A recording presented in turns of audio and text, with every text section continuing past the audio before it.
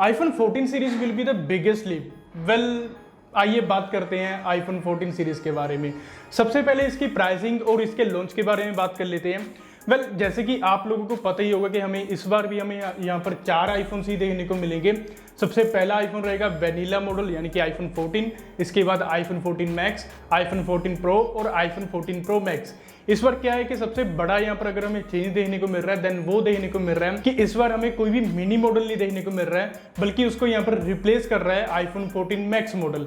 IPhone mini जो है उसकी जो सेल थी वो इतनी ज़्यादा नहीं थी, तो एप्पल को यहाँ पर फैसला लेना पड़ा कि उसको कंटिन्यू नहीं करना है, तो एप्पल उसको डिसकंटिन्यू कर रहा है और हमें उसकी बजाय यहाँ पर मैक्स मॉडल देखने को मिलेगा।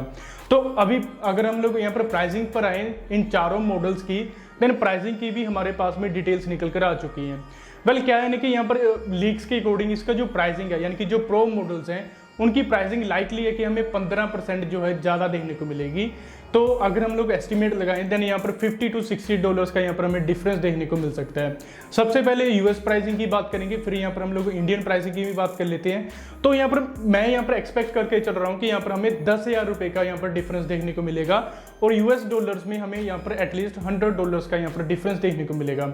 आईफोन 13 प्रो जो था वो स्टार्ट हुआ था $1,000 से, लेकिन जो आईफोन 14 प्रो रहने वाला है उसकी प्राइसिंग हमें देखने को मिल सकती है $1,100। इसके अलावा $1,200 हमें प्राइसिंग देखने को मिल सकती है आईफोन 14 प्रो मैक्स की। तो अभी हम लोग यहाँ पर बात कर लेते हैं इंडियन प्राइसिंग के बारे में। तो जो आईफोन 14 प्रो है उसकी इंडिया में प्राइसिंग रह सकती है 1,30,000 रुपये के अराउंड। वेल यहाँ पर हम लोग यहाँ पर 10,000 रुपये का यहाँ पर इंक्रीमेंट जो है एक्सपेक्ट कर रहे हैं।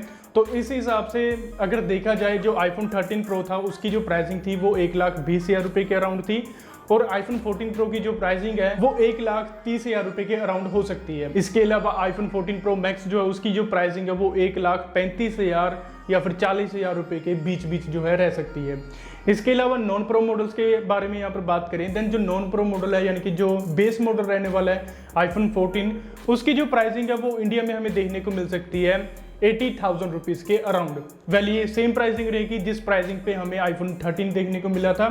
इसके पीछे का रीज़न ये है कि इसका जो प्रोडक्शन है आईफोन 14 की जो प्रोडक्शन है वो इंडिया में ही स्टार्ट होगी चाइना के साथ में। पहले क्या होता था कि 1-2 क्वार्टर के बाद हमें प्रोडक्शन देखने को मिलती थी आईफोन्स की इंडिया में, लेकिन अभी जो है लाइकली है कि हमें साथ में ही देखने को मिलेगी, यहाँ पर चाइना के साथ में ही इंडिया में प्रोडक्शन देखने को मिल जाएगी आईफोन 14 मॉडल की। आईफोन 14 सीरीज़ की नहीं है, यहाँ पर एक ही मॉडल यानी कि वेनिला मॉडल जो रहने वाला है उसकी प्रोडक्शन इंडिया में ही स्टार्ट होगी। तो लाइकली है कि इसकी जो प्राइसिंग है उस पर यहाँ पर कंट्रोल किया जा सकेगा और 80,000 रुपीज़ इसकी प्राइसिंग हमें देखने को मिल सकती है।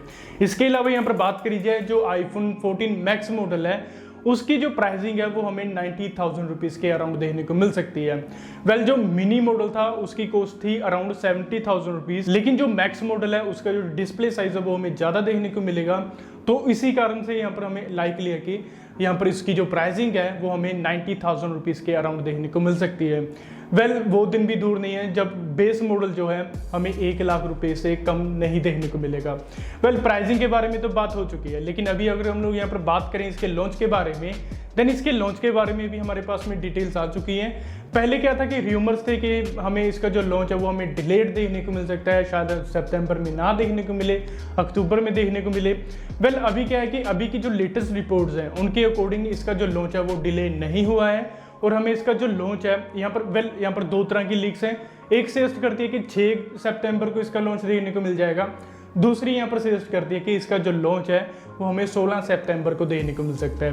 वेल यहाँ पर मैं यहाँ पर अपनी प्रिडिक्शन लगाऊं देन मेरे हिसाब से 3rd वीक से तो पहले इसका जो लॉन्च है हमें देखने को मिल जाएगा, यानी कि आईफोन 14 सीरीज़ का ग्लोबल लॉन्च रहेगा इंडिया में भी और यूएस में भी, बाकी कंट्रीज में भी।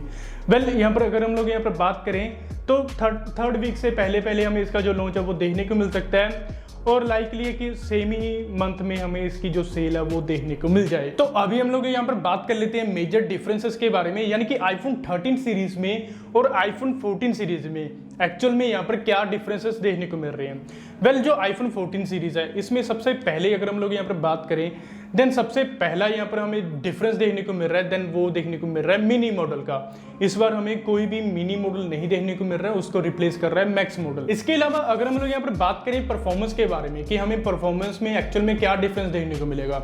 वेल आईफोन 13 और आईफोन 14 जो नॉन प्रो मॉडल्स हैं इनमें आपको परफॉर्मेंस के मामले में कोई मेजर डिफरेंस नहीं देखने को मिलेगा, क्योंकि जो नॉन प्रो मॉडल्स हैं उनमें हमें A15 बायोनिक चिपसेट ही देखने को मिलेगी, यानी कि iPhone 14 और 14 मैक्स इनमें हमें A15 बायोनिक चिपसेट देखने को मिलेगी, जो कि 1 साल पहले वाली है, जो कि iPhone 13 लाइनअप में आई थी।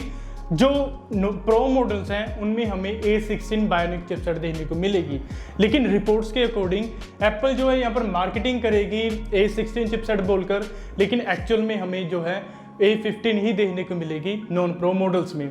जो एक्चुअल वाली जो A16 बायोनिक चिपसेट रहने वाली है उसमें एक्सपेक्टेड है कि हमें यहाँ पर 42% CPU बूस्ट और 35% यहाँ पर GPU बूस्ट देखने को मिल सकता है, जो कि हमें प्रो मॉडल्स में ही देखने को मिलेगा, प्रो और प्रो मैक्स मॉडल में।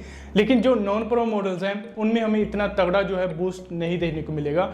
लेकिन यहाँ पर रैम के मामले में यहाँ पर अपग्रेड है, तो हो सकता है कि यहाँ पर हमें मल्टीटास्किंग में थोड़ा बहुत यहाँ पर डिफरेंस देखने को मिल जाए। लेकिन अगर हम लोग यहाँ पर बात करें प्रो मॉडल्स के बारे में कि एक्चुअल में यहाँ पर प्रो मॉडल्स क्या क्या डिफरेंसेस लेकर आ रहे हैं, देन सबसे बड़ा डिफरेंस तो यहाँ पर डिज़ाइन में ही रहने वाला है। इस चीज़ के बारे में तो आपने काफ़ी टाइम पहले ही सुन लिया होगा, मैंने पहले भी वीडियोस में कवर करा है कि यहाँ पर हमें डिस्प्ले जो है इस बार pill shaped punch hole camera setup देखने को मिलेगा, ना कि इस बार कोई नोच देखने को मिलेगी।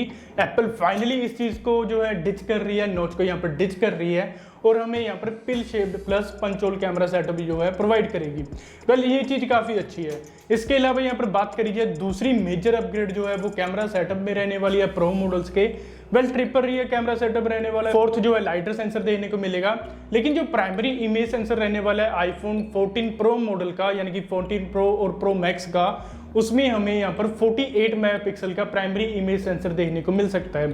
वेल ये काफ़ी बड़ी अपग्रेड है, और अगर ऐसा होता है देन यहाँ पर हमें एटलीस्ट यहाँ पर 8K वीडियो रिकॉर्डिंग का फीचर भी देखने को मिल सकता है। अभी तक आईफोन जो है वो 4K वीडियो रिकॉर्डिंग ही कर सकती हैं, लेकिन अगर 48 मेगापिक्सल का सेंसर आता है देन इसमें हमें 8K वीडियो रिकॉर्डिंग की भी कैपेबिलिटी देखने को मिल सकती है। इसके अलावा बात करी जाए जो 48 मेगापिक्सल का सेंसर है वो शायद हमें सोनी का IMX सेंसर देखने को मिले।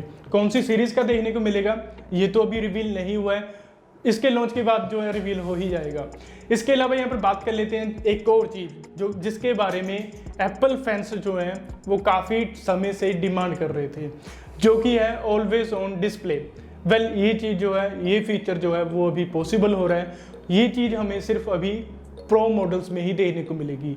जो ऑलवेज ऑन डिस्प्ले का जो फीचर है ना वो नॉन प्रो मॉडल में नहीं आएगा, वो सिर्फ प्रो मॉडल्स में आएगा। इवन दो वो 13 प्रो या फिर पुरानी वाली जो सीरीज़ है उनके प्रो मॉडल्स में भी नहीं देखने को मिलेगा, सिर्फ 14 प्रो और 14 प्रो मैक्स में ही ऑलवेज ऑन डिस्प्ले का यहाँ पर फीचर देखने को मिलेगा। वेल ये चीज़ अच्छी भी लगी बुरी भी लगी। अच्छी इसलिए लगी क्योंकि ऑलवेज ऑन डिस्प्ले जो फीचर है वो फाइनली पॉसिबल हो रहा है, लेकिन जो बुरी लगी वो इसलिए क्योंकि यहाँ पर हमें नॉन प्रो मॉडल्स में या फिर पुराने आईफोन्स में ऑलवेज ऑन डिस्प्ले का फीचर नहीं देखने को मिलेगा। वेल आप लोगों का क्या सोचना है इसके बारे में, ये चीज़ कमेंट करके जरूर बताइएगा।